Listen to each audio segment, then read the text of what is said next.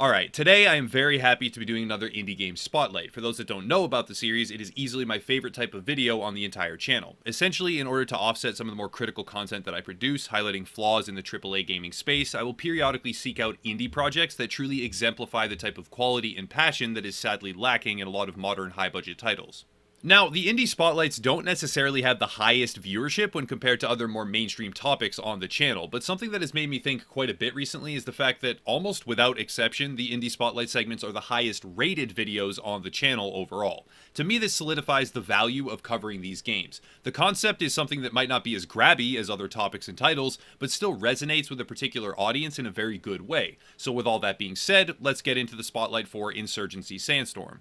As part of the series a few episodes ago, I began reaching out to developers to see if they might answer a few questions to round out the coverage. For today's video, I had the pleasure of interviewing Michael, the lead game designer for Sandstorm, and we were able to talk for quite a while. In addition to that, we were able to play some co-op missions, during which I was able to learn a great deal about the game, and overall, I want to say a sincere thank you to Michael for making the time to discuss the project with me and giving me a better understanding of their design philosophy, mission, and thought process. Now, one last shout out here before truly diving in. Connecting with Michael would not have been possible without the help of the Black Site Discord team. Black Site is a massive community of gamers that contains streamers, events, developers, and I'm sure much more than that I'm still yet unaware of, and with their help I was able to gather extra footage, connect with Michael from the Sandstorm team, and overall they were largely responsible for making this particular spotlight possible, so a big thank you to Black Site. Now for the game. At its core, Insurgency Sandstorm is a fairly tactical first-person shooter. However, it's important to outline where the game falls on the spectrum of tactical to arcade, especially in a landscape dominated by titles like Call of Duty or Rainbow Six Siege. Insurgency Sandstorm, from an intentional development perspective, is meant to fall somewhere in the middle. As you play the game, it becomes clear that there is an emphasis on far more realistic elements than an arcadey shooter like Call of Duty, but it diverges from the intricate and sometimes tedious mechanics displayed in similar shooters such as Arma or Escape from Tarkov. The goal, from what I gathered during my conversations with Michael, is to create a game that meshes into that spectrum with ease so as to appeal to a larger section of players and contain systems that they can understand and enjoy without exclusively catering to either side. This is a very tricky goal. I've seen all too many times during my lifespan as a gamer instances where a development company will attempt to increase their audience appeal only to ruin that appeal for the audience they do and could have. A perfect example that comes to mind is the original Division game. What started as a PvP-oriented punishing Dark Zone experience incrementally crept towards a casualized, more novice-friendly zone and concept, which created a schism in the player base and undeniably fueled an atmosphere of negative player-to-developer relations. Insurgency Sandstorm is one of the few titles I've seen so far that accurately and successfully fulfill their own goal of bridging the gap between hardcore and casualized genre versions while also maintaining a level of individualism that stands out in the FPS field.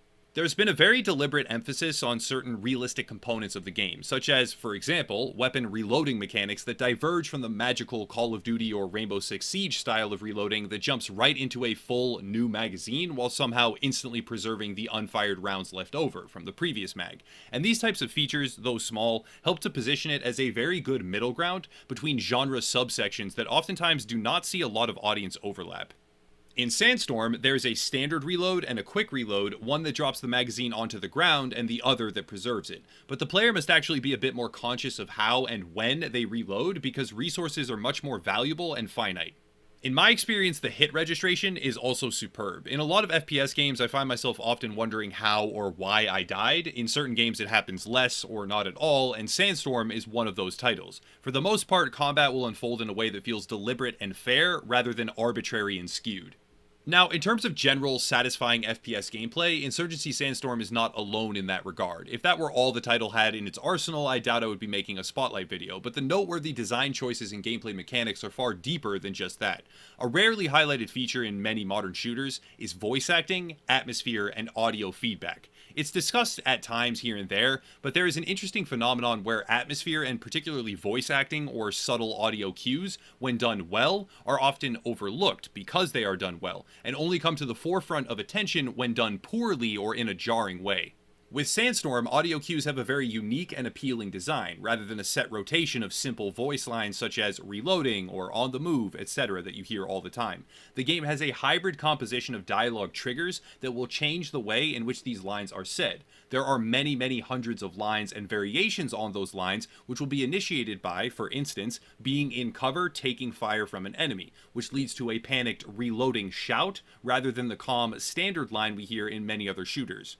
These lines extend to almost every facet of gameplay: what your character is doing, what is happening around you, enemy proximity, and a host of other triggers are used to create an audio experience that is far more intricate than most other shooters on the market, and it is likely something that a lot of players or reviewers might gloss over, because it is so well done it does not stand out during gameplay as something attention-grabbing, rather instead adding to the atmosphere in a very fluid way, but it is something that is very important to talk about. When it comes to customization, Sandstorm takes a very measured approach that works quite well. Loadouts are based on a point system where different attachments and gadgets will require different values. Constructing a loadout that fits your playstyle is straightforward, but also has depth, and when compared side by side to many other shooters I have played, the system is simple yet very effective. Another detail to add is that even when switching between game modes, loadouts for your various different classes are remembered by the game, which may seem like a standard concept, but it is surprising at times how many games nowadays gloss over these small quality of life and convenience features. This kind of detail-oriented approach to development further speaks to the passion and intricate dedication that the creative team have. On the subject of loadout options, there are a decent variety of weapons to choose from so far, and there are concrete plans to add more over time. I went fishing for some bits of exclusive material that I might offer up in this video, which are unavailable anywhere else, and I'm happy to be able to show you these two screenshots right here, and relay that there are two new Galils coming, one of which has not been announced anywhere else before this. The Galil SAR will be arriving with other new weapon material later this year. I was also able to discuss the prospect of future monetization and microtransactions. Insurgency Sandstorm is a $30 title as of right now, with robust future content already planned, and future content requires monetization or funding of some kind. Keeping that in mind, the idea of monetization becomes an important focal point, and I was told very pointedly that any and all future monetization would remain completely isolated from gameplay, and it also seemed apparent that randomized rewards, specifically loot boxes or crates tied to premium currency, would also be a format that was avoided, though randomized rewards from level progression might make an appearance. Monetization through particular skins or cosmetics is something that very few players will find unacceptable or invasive, so knowing that the roadmap for the game is vibrant, functional, and void of any risk to actual gameplay, it is a security factor that, at least for me, helps bolster the idea of the title being a worthwhile purchase. With the current price tag of $30, Insurgency Sandstorm comes in at half the cost of a similar AAA title, and in its current form has multiple PvP and PvE modes. There are some small visual bugs that I encountered, however in my live gameplay Q&A session it became clear that the developers are fully aware of the visual discrepancies that I witnessed and were actively working on fixes. There was a skating phenomenon present in one of the modes where a player's run animation would cease operating, and another issue where a character model would sometimes fall through the floor for a brief second before coming back up, which was just a function of my graphical settings being set across the board to low.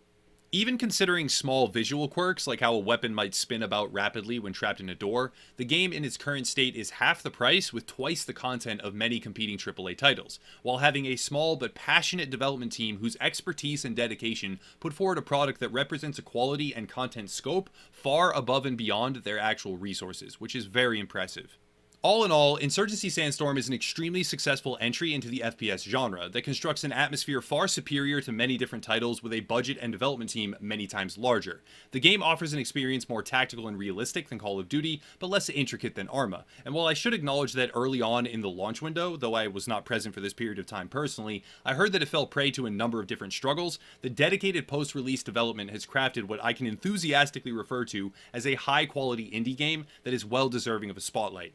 I'm always looking for new indie titles to explore. If anyone has ideas, feel free to leave them in the comments down below, because with my increasingly hostile stance towards the standard AAA experience nowadays, it's important to offset that hostility with genuine and deserving examples of quality indie titles rather than screaming into the void without providing meaningful alternatives and high caliber competing options.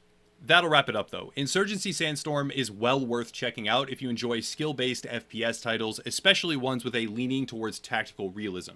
If you want to support the channel, check out the links down below. Again, a big shout out to Michael and the Black Site team, especially Devil-Eyed Elvis, for making this video possible, and I look forward to more indie spotlights in the future. That's it for today though. I'll cut it there and stop rambling. As always, thank you all for watching, and have a nice night.